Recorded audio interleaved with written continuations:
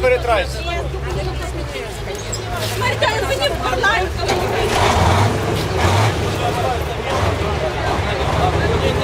Ребят, перестань. Ребят.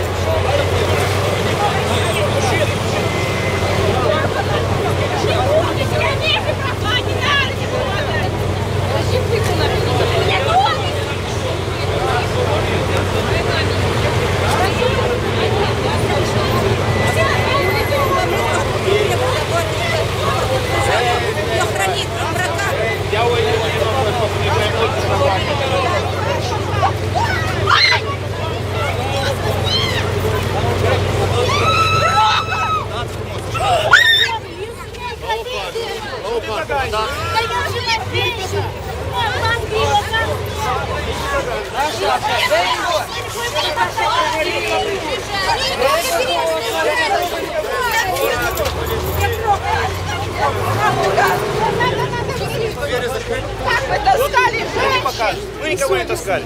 Как вы таскали, засели женщин? Акционist sunt ilegale, trebuie să fie respectate. Și atât. Потерянные вы все бессовестные. Cum vă numiți? V-ați scuzat, cum vă numiți? Domn Eu polițist, m-am prezentat.